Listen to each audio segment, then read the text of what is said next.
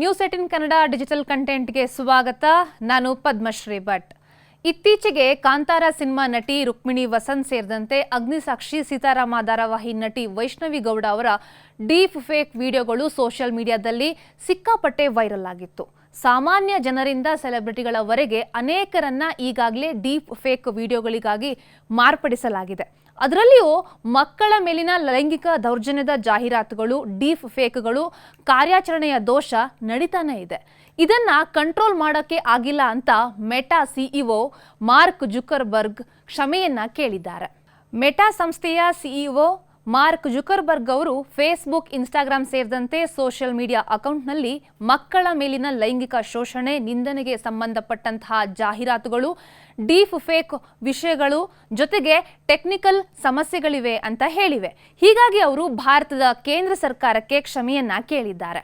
ಮಕ್ಕಳ ಸುರಕ್ಷತೆಯ ಲೋಪಗಳು, AI deep ಬಳಸಿ ಡೀಪ್ ಫೇಕ್ ವಿಡಿಯೋ, ಕಾನೂನು ಬಾಹಿರವಾಗಿ ಹಣ ಮಾಡುವ ಆ್ಯಪ್ಗಳ ಬಗ್ಗೆ ಭಾರತ ಸರ್ಕಾರದ ವಿದ್ಯುನ್ಮಾನ ಮತ್ತು ಮಾಹಿತಿ ತಂತ್ರಜ್ಞಾನ ಸಚಿವಾಲಯವು ಮೆಟಾ ಸಂಸ್ಥೆಗೆ ಎಚ್ಚರಿಕೆಯನ್ನ ಕೊಟ್ಟಿತ್ತು. ಮೆಟಾ ಸಂಸ್ಥೆಯ ಫಾರ್ಮ್ಯಾಟ್ನಲ್ಲಿ ಕಾರ್ಯಾಚರಣೆಯ ಲೋಪಗಳು, ಭದ್ರತಾ ದೋಷಗಳಿವೆ ಅಂತ ಮಾರ್ಕ್ ಜುಕರ್ಬರ್ಗ್ ಅವರು ಒಪ್ಕೊಂಡಿದ್ದಾರೆ. ಹೀಗಾಗಿ ಅವರು ಕೇಂದ್ರ ಸರ್ಕಾರಕ್ಕೆ ಕ್ಷಮೆಯನ್ನ ಕೂಡ ಕೇಳಿದ್ದಾರೆ. ವಿಶೇಷವಾಗಿ ಮಕ್ಕಳ, ಮಹಿಳೆಯರ ಸುರಕ್ಷತೆಗೆ ಗಮನ ಕೊಡ್ತೀವಿ ಅಂತ ಹೇಳಿದ್ದಾರೆ. ಮಕ್ಕಳ ಮೇಲಿನ ದೌರ್ಜನ್ಯ, ಶೋಷಣೆ, ಆಕ್ಷೇಪಾರ್ಹ ವಿಷಯಗಳನ್ನು ತಕ್ಷಣವೇ ಪತ್ತೆ ಹಚ್ಚಿ ತೆಗೆದು ಹಾಕ್ತೀವಿ ಅಂತ ಕೂಡ ಅವರು ಹೇಳಿದ್ದಾರೆ.